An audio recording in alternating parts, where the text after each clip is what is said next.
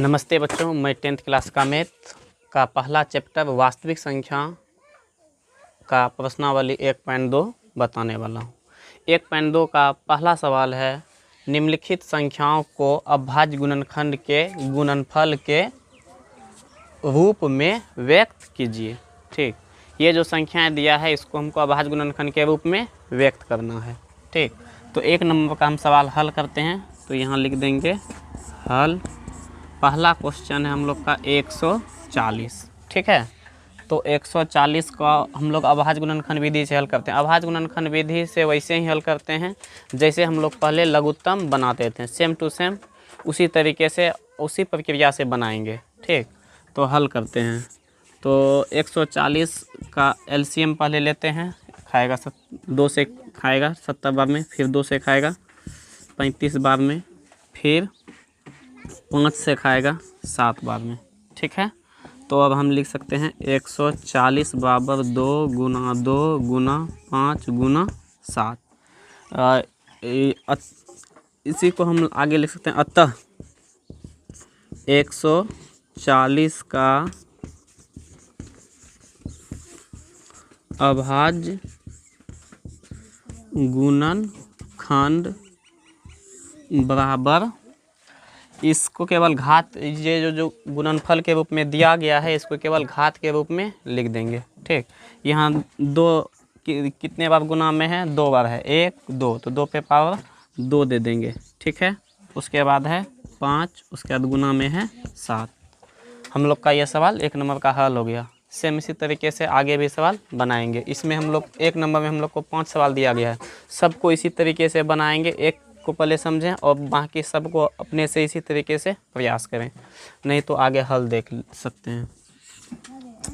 उसके बाद 156 खाएगा 2 सते 14, फिर 2 8 16, फिर 2 से खाएगा 2 तिया 6 18, फिर 3 से खाएगा 3 1 3 3 तिया 9।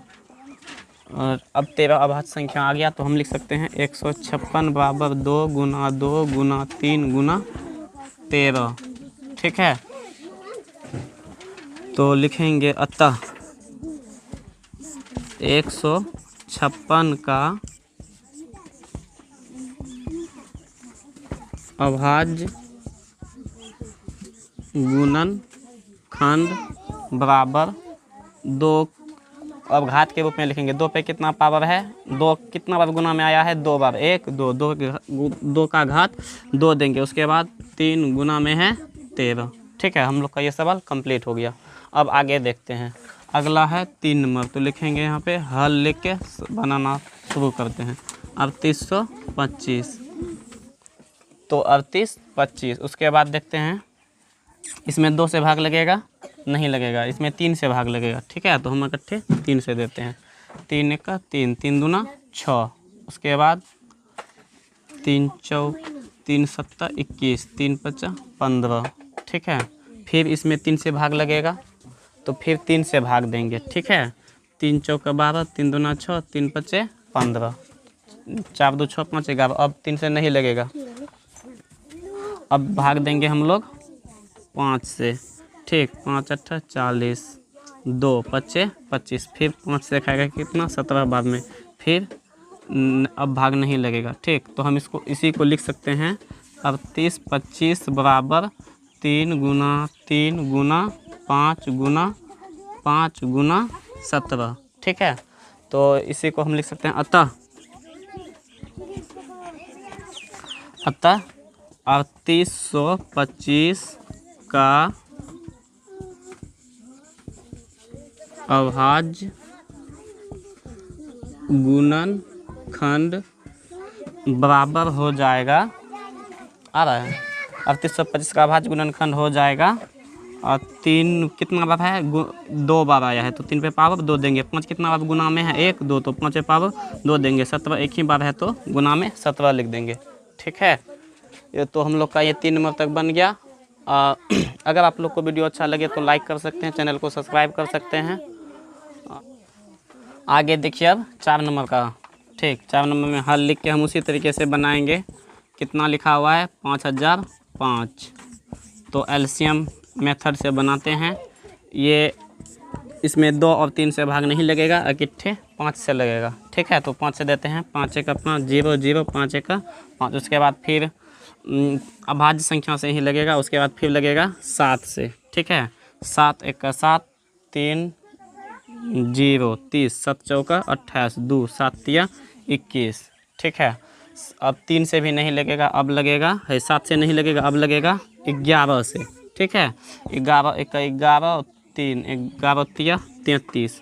अब किसी भी प्रभाव से इसमें भाग नहीं लगेगा, तो हम लिख सकते हैं 5 जब 5 बराबर 5 गुना 7 गुना 11 गुना 13। ठीक है, या इसी को हम लिख सकते हैं अतः 5005 का अभाज्य गुणनखंड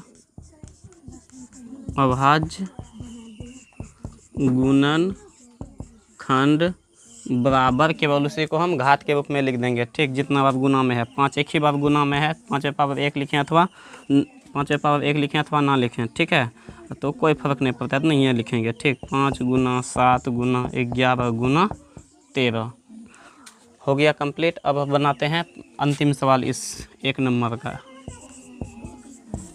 लिखा हुआ है 7429। ठीक है, तो इसमें ये एक अभाज्य संख्या है, इसमें 2 3 5 7 किसी भी संख्या से भाग नहीं लगेगा, इकट्ठे इसमें 17 से भाग लगेगा। आप लोग ट्राई कर सकते हैं। ठीक है, तो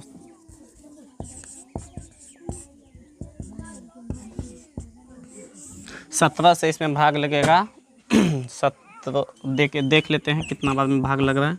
17 से भाग देंगे 74 29 में।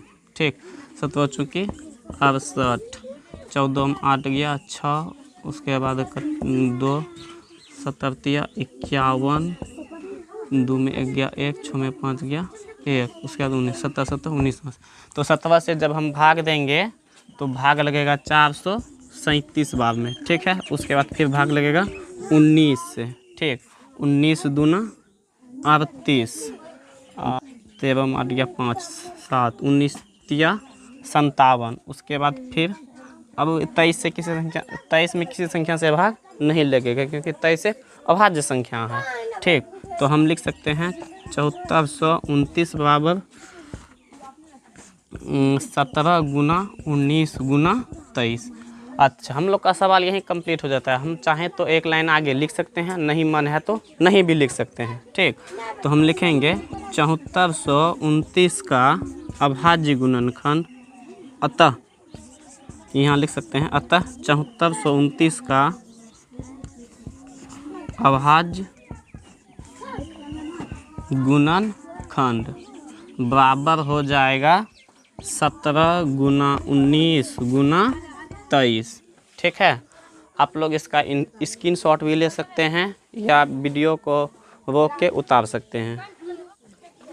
अब देखिए नेक्स्ट सवाल 2 नंबर का सवाल है, पूर्णांकों के निम्नलिखित युग्मों के HCF और LCM ज्ञात कीजिए तथा इसकी जांच कीजिए कि 2 संख्याओं का गुणनफल बराबर HCF गुना LCM होता है। ठीक, तो हम लोग को अभाज्य गुणनखंड के विधि से इसका HCF और LCM ज्ञात करना है। ठीक, उसके बाद ज्ञात करके हम लोग इसका जांच करेंगे। जांच करने का सूत्र होता है 2 संख्याओं का गुणनफल। क्या सूत्र होता है? 2 संख्याओं का गुणनफल बराबर HCF गुना LCM। ठीक है, तो इसी सूत्र को लगा के हम लोग जांच भी करेंगे। ठीक, तो देखिए हम 1 नंबर का सवाल कैसे हल करते हैं और इसको समझने का प्रयास कीजिए। तो हम पहले अभाज्य गुणनखंड के इसको रूप में व्यक्त करेंगे, जैसे 1 नंबर में बनाए हैं। ठीक है, तो लिख देंगे हल। तो 2 से खाएगा 13 बार में, फिर 13 से खाएगा 1 बार में। तो हम लिख सकते हैं 26 बराबर 2 गुना 13 गुना 1। उसके बाद क्या है 91। 91 खाएगा 7 से कितना बार में 13 बार में, फिर 13 से खाएगा 1 बार में। तो हम यहाँ पे 91 बराबर लिख सकते हैं 7 गुना 13 गुना 1। दोनों को अभाज्य गुणनखंड के रूप में लिख दिए।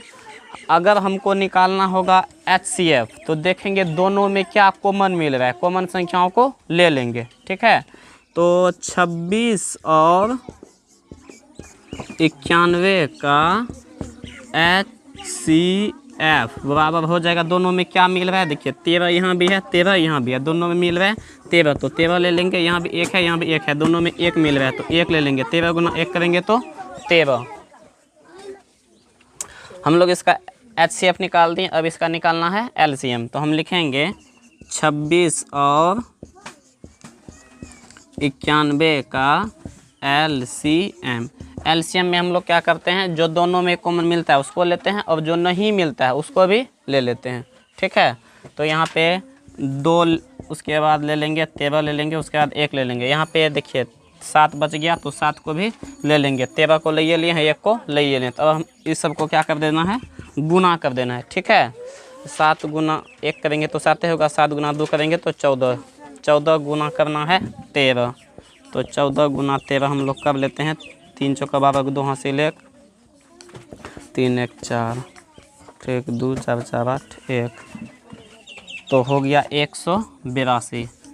तो हम लोग का HCF और LCM दोनों निकल चुका है। अब करेंगे इसका जांच, तो यहाँ पे लिखेंगे जांच, ठीक।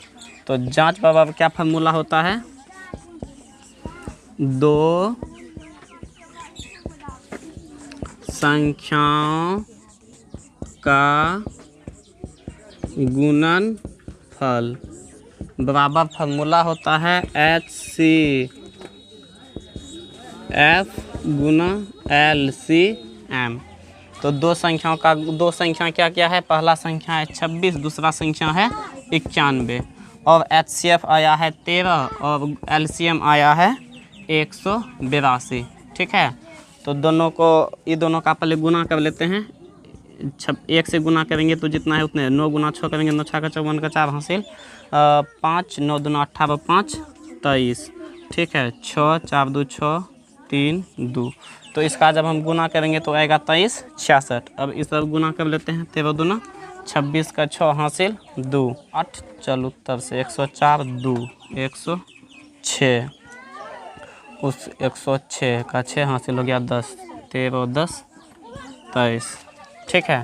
तो गुना करने के बाद इस LHS में आया 23 66 और RHS में भी आया 23 66, दोनों साइड बराबर आ गया, तो हम लोग का ये हिसाब सही है, चेक हो गया, ठीक है। इसी तरीके से हम लोग बनाएंगे अब 2 नंबर का।